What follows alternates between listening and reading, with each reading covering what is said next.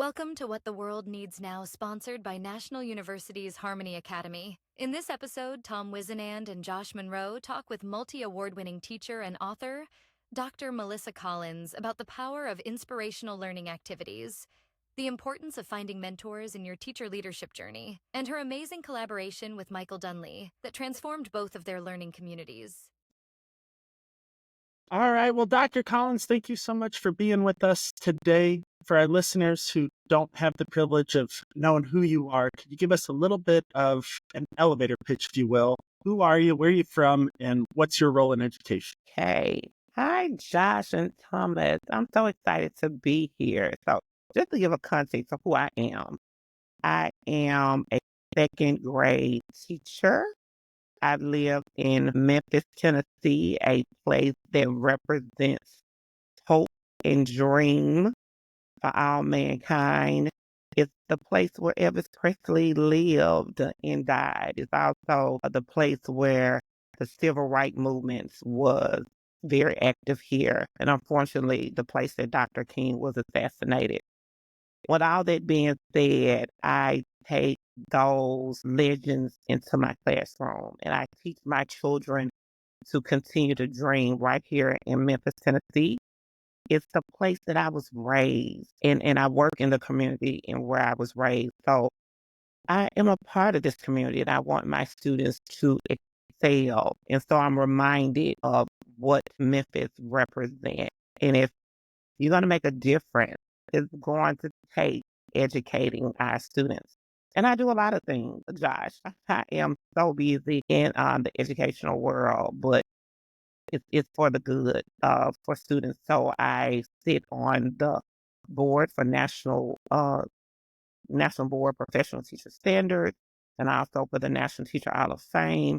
And I'm the first and only teacher to serve with the National Science Foundation, so AC committee. So I do a lot for Melissa, I am so thrilled, just absolutely thrilled to have you on this show. And I was fortunate enough to meet you at a Harmony Educators Advisory Group meeting down in Orlando. And the passion and joy that you have with education just is so obvious in everything you do. You're a Hall of Fame teacher. Tell us a little bit about the Hall of Fame in education. I didn't even know there was one until a yeah. few years ago. Tell us about the Hall of Fame of education. And yeah. Being a part of National Teacher Hall of Fame is amazing. I was inducted in 2020. Normally they come to the school to surprise you, but they weren't able to do that because of COVID. And so they did that announcement virtually. 2 years ago, I was able to go through my induction.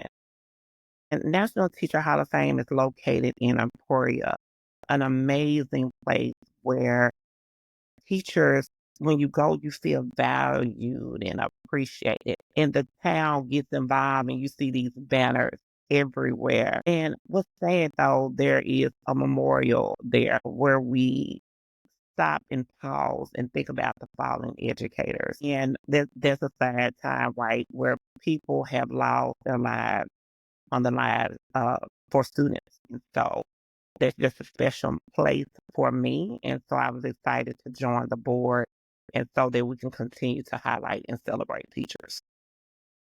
And Dr. Collins, you talked about you work at the school that you live in, that you are surrounded with.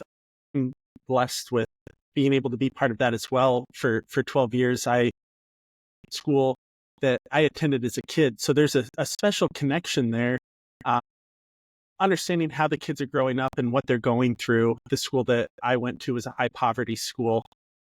And so connecting with them in that way, for me, has been very special. How's it been for you? It's special for me. So Memphis Shelby County School is one of the largest school districts in the United States. And Memphis is a place where crime is high among the youth. 30%, 33% live in poverty. 24% of our students are reading proficient. So to me, you got to sound the alarm, right? Because that's alarming. So you have to do something for children. You have to educate them. And so being here allows me to dream for those students to try to change those numbers. So I truly believe that teachers can make a difference. And so every day I enter that classroom, I give it all I can got so I can make sure that those students are ready to be change makers. We need them to make a difference. Dr. Collins, I love your energy, and your students love your energy, community loves your energy. And given the tough situations that we find ourselves in as educators, sometimes we can boo hoo and be negative and down on the situations, or we can rise to the challenge and we can find creative ways to connect with the community, connect with our students, bring joy and passion into our classrooms. And you do some really, really amazing things with your class. Would you tell us about the white coat ceremony? Tell us about the plane trip you all took. Like, just amazing, amazing things. Every day I enter my classroom, I try to inspire my students, but not only my students, myself. I think as teachers, we should do whatever we can to fuel our passion, right?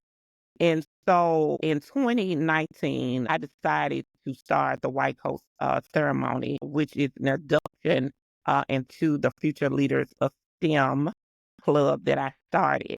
And I was inspired by that because I attended my sister's White Coat ceremony. It's like, that's what we need. That's what I need in my school community.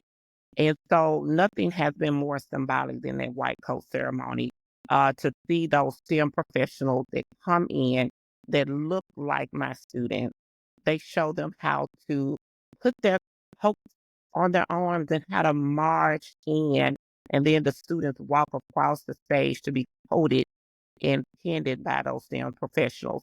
And we say, oh, we do it just like a model white coat ceremony. When it's over, we celebrate with the sponsors, and those kids get an opportunity to ask questions. And Tom, when they put on those white coats, you can hear students say, oh, like I could see Janai, I feel like a scientist. And so that's what I want to do. I want to do whatever I can to plant seeds of hope when there could be seeds of doubt, right? And so that comes when teaching can be challenging and you're wondering, can I do this work? Can I make it through? And I want to say, yes, you can. Aspiring teachers or teachers, we can continue this work. They need us. They cannot do this work without us. We are the foundation to our society. We're pivotal. And so if you have not heard that, Mm, I want to let you know how special you are to this work.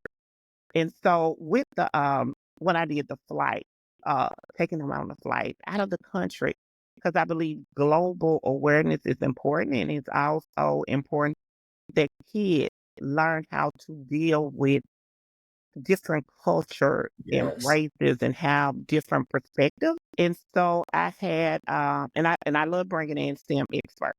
Okay. So I brought in a flight attendant, which was my former student. Always tap into your former students. They have so many gifts, and it's about relationship building, building those relationships, let them know that you want them to come back to support other students in their educational journey if other people have supported them. And so I had Regine, who's a flight attendant, one of my former students, come help me on that day.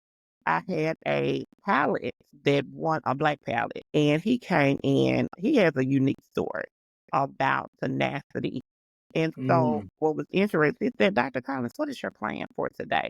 I said, well, I want you to tell them about your experience, but I want you to take them through that experience, right? And so I had the families come in and I told them to set up everything. We had the security gate TSA. We set that up for the students. I had the kids playing drums, one of the middle school students, and I end up telling the kids, let's go to the other side of the building. I end up giving them passports and a plane ticket. And I said, I'm taking you to South Africa. And what was so funny, Materia said, does my mother know? Does my mother know you taking me out of the country? I said, yeah. I told her, he said, "Ooh," like, really? I said, we're going. And so I said, let's march, let's go.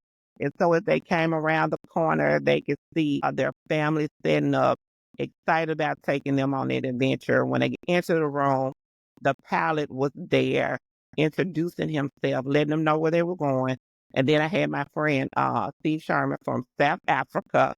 He was a part of that activity. He was like on the virtual screen, but we was like a movie, right? So we would like talking about South Africa, what they were going to see when they end up getting there. And he actually had the simulation where the kids thought that they were landing in South Africa. And when we got on board, they end up getting their passports stamped. And so it was just excited that we got there. We went to a market. So I set up a market. When we got there to the market, they could see actual instruments that I ended up getting on a trip that I had gone on in South Africa. And I talked about with Steve, we co-taught and we talked about sound waves and energy and how things have to vibrate. And so did a little activity. And then the students were able to collaborate and make instruments.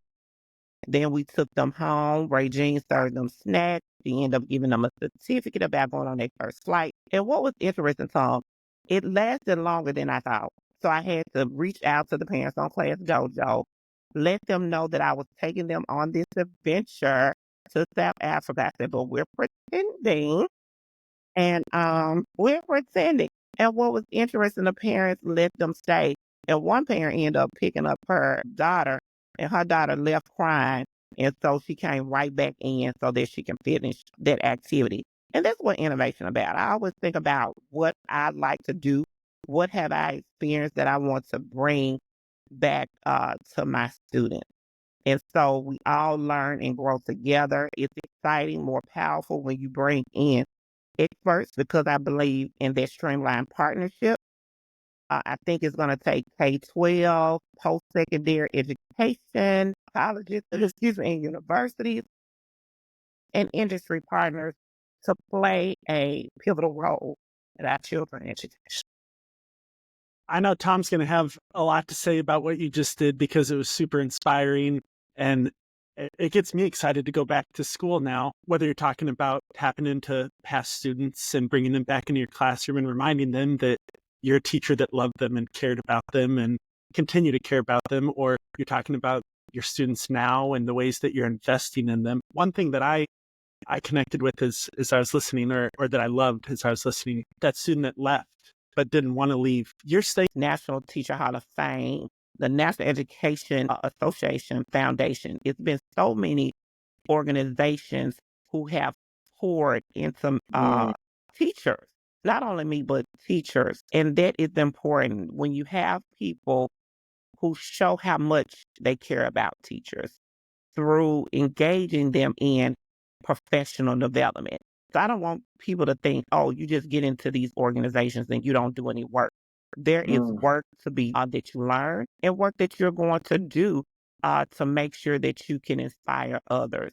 And those experiences through those organizations help me stay in the profession today. And so I want to, if they can hear me, thank you so much for pouring into teachers because that is so important.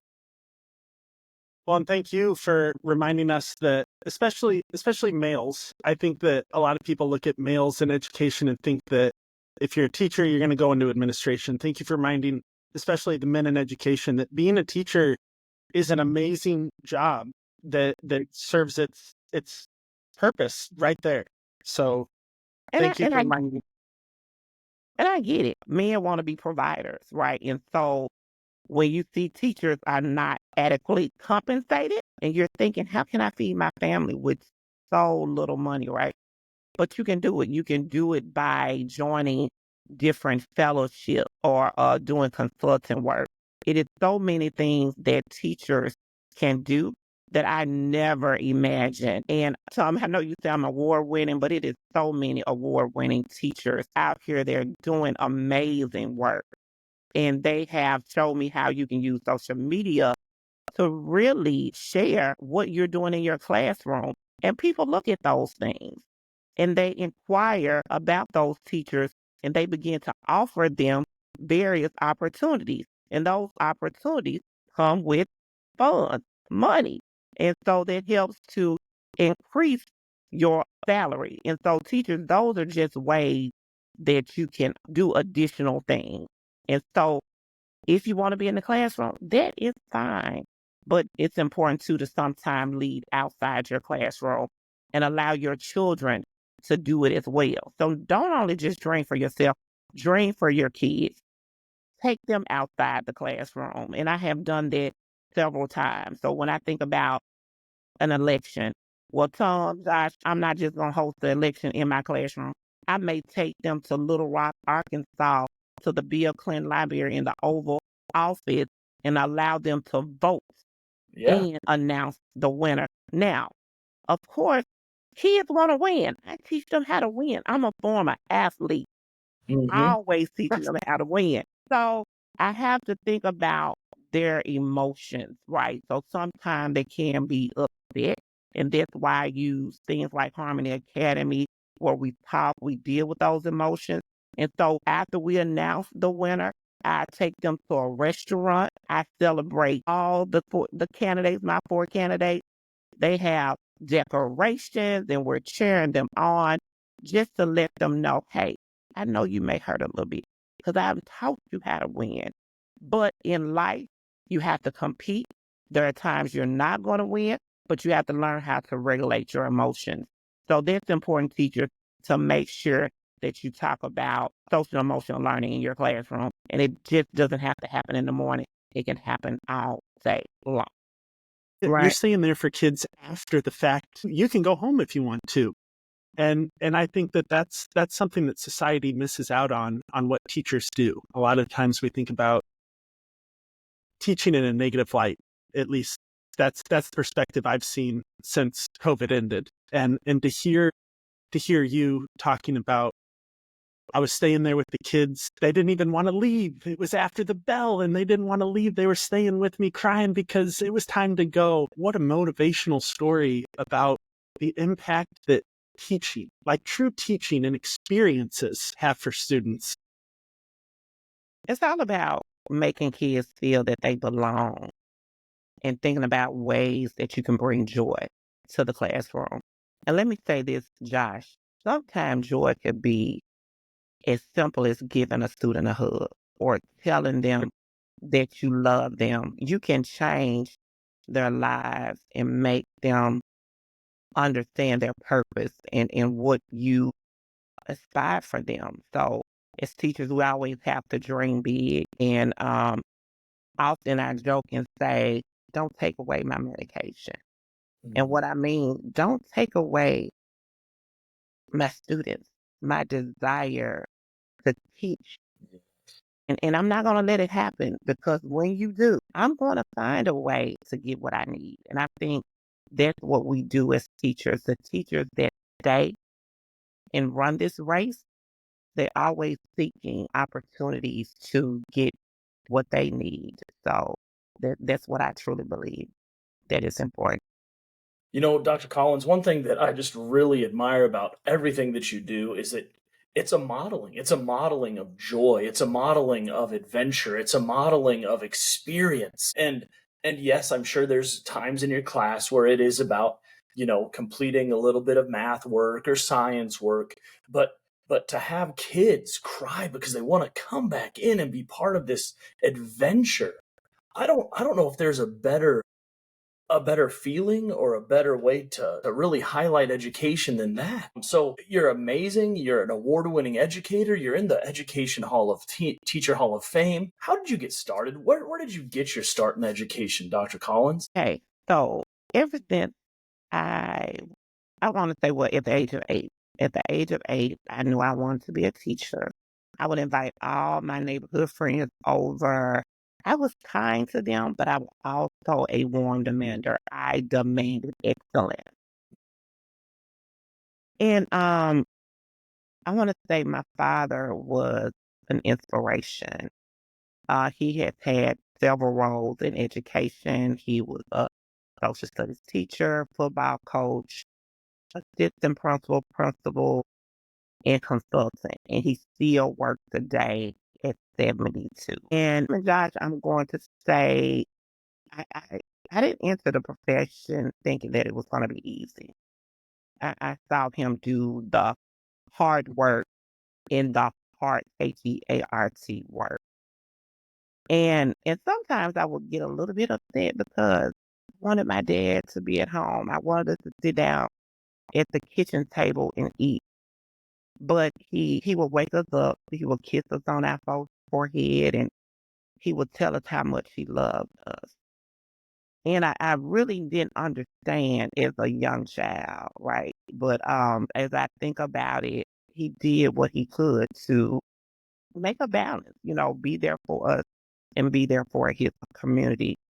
So I did not, I'm going to say that again, I knew the profession was going to be hard. I knew that it would require late night. I knew that I would clock in, but couldn't clock out. But I still chose the profession because I saw how his football players would come back and tell him, I didn't have a father, but you were there for me. I didn't have anyone to tell me that they loved me, but you told me. And so I entered my classroom, and I tell my students on the first day, I sound like Debbie Allen. If you don't know about fame and how she said, you have to have big dreams, and right here is where it's going to start. And so I tell my kids, right here, this is where you're going to dream big. I'm going to help you do it. I love you. I didn't birth you, but I'm your second mother. I'm going to make sure that you feel safe. And I tell them this is our happy place. And when they enter my classroom, those are the words that they see because sometimes teachers feel that they don't belong. And often administrators, they use the word like this is my school. This is my building. And those are the wrong words to use. You can't invest in something that does not belong to you. And so we have to think about the right pronoun to use to make sure that everyone feels invested in any building that they enter. I'm loving everything you're saying, and I've got so many questions for you with all that you're sharing. We're talking about how to invest in kids, and you're talking about hard work, but the heart that goes into that work. We're in our nation in the middle of a teacher shortage. How do we help future teachers understand that it is hard? Like we can't sugarcoat it and be like, hey, this is the best job you're ever going to have, and you're going to love every day that you walk into. But we do have to help them realize that it is one of the most rewarding jobs you can have. So how do we find that balance with people that are thinking about going into teaching, but still have that reserve from outside pressures? That's a difficult That was conversation, a right? little bit of a loaded Because question. no, but it's a conversation that we need to have in America. What is going to get our aspiring teachers to come and we have to change the narrative. We have to start highlighting the profession in a positive way. We have to share the great stories. We have to share what's working in the classroom, what's not working in the classroom. Teachers, we have to open our doors, and we have to lead. And sometimes you can't just lead in the classroom. I know we say, hey, I feel comfortable, but we're going to have to step out of our classroom and let people know why. The ones who put in the work, why are you staying in this profession?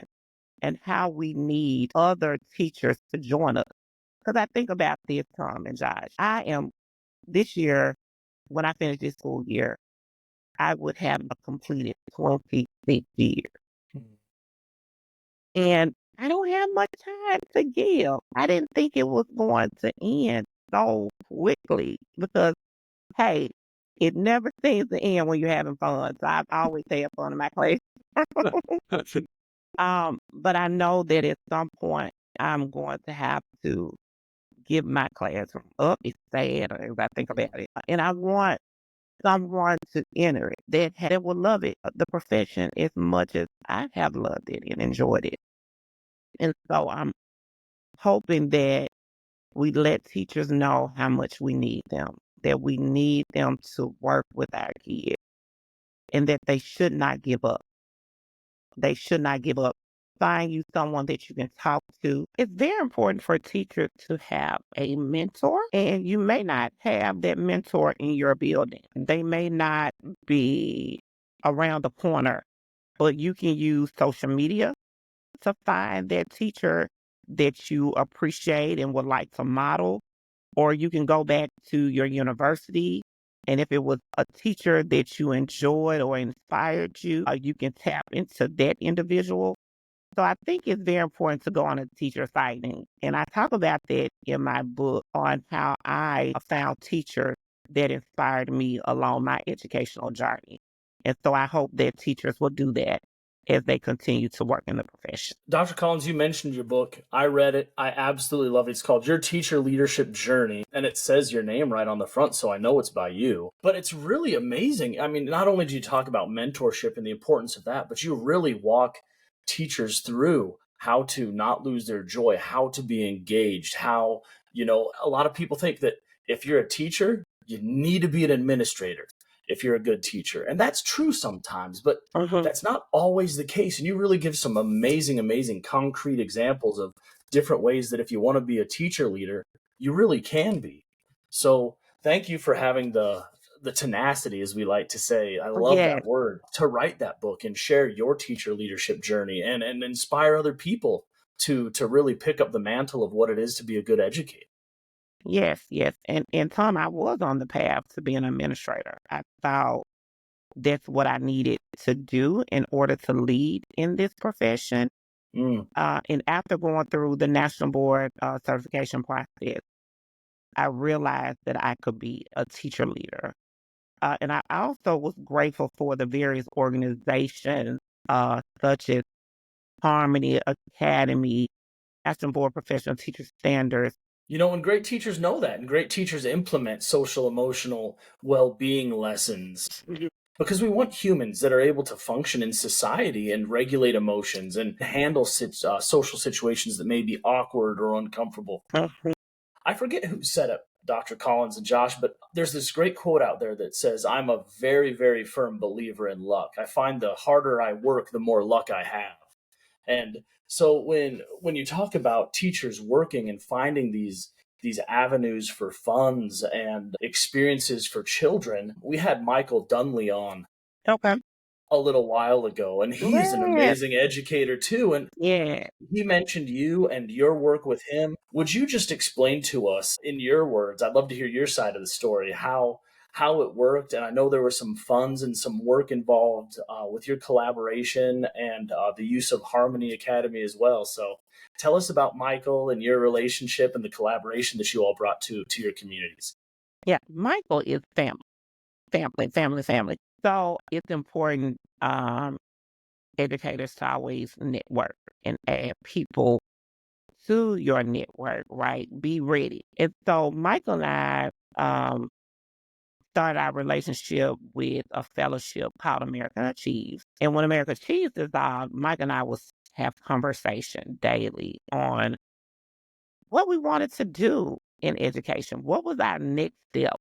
That's what's wrong with teacher leaders. We're always thinking. We always think, we never go to bed. So Mike and I end up doing this climate change project, and we had our class meet virtually, and there was 2 other teachers. And but Mike and I, we talked after the call.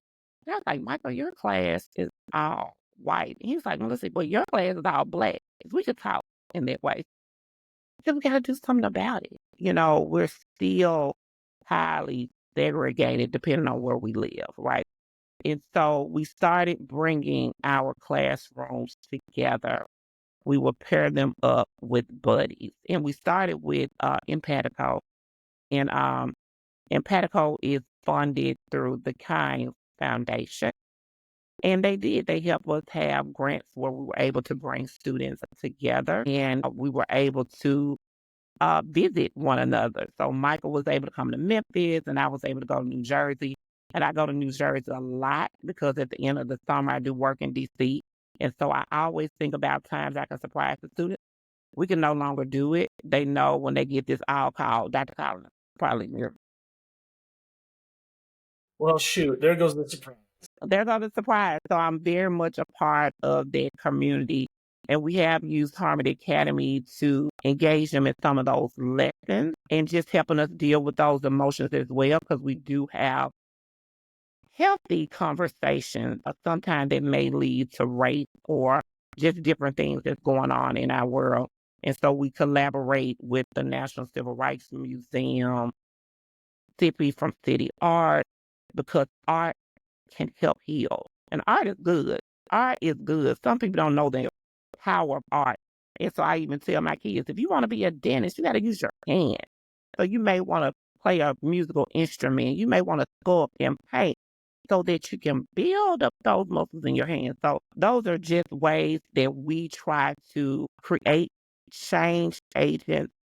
We don't necessarily talk about race, which we know that it can come up in the conversation, but we're just teaching them how to be good people and follow the golden rule. Treat people how you want to be treated.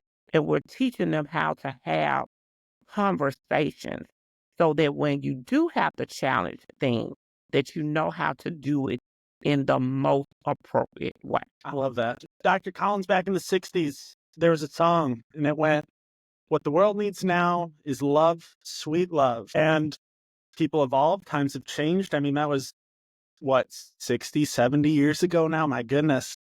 Dr. Collins, at the end of every episode, we ask our guests, what does the world need now?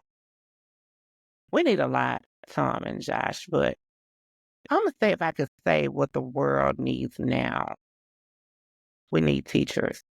We need willing bodies to enter these classrooms and to stay and to continue to promote dreams in your very own classroom, where we can see students that turn out to be future leaders, and where they can come back and tell us how much we have changed their lives. So I just want to encourage teachers, please stay in the profession. Don't be afraid to convince people to come to the profession because of the challenges. I always say, hey, it won't last long. It won't last long. So when we think about all the different challenges that we have, I do see one day that things will be easy because of the work that committed teachers have done each and every day. So what the world needs now is definitely more highly effective teachers doing the work despite the challenges, because they will come.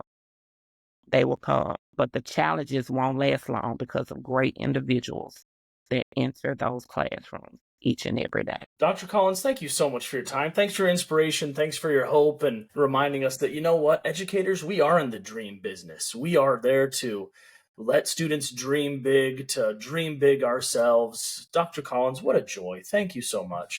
You're Yes, welcome. thank you.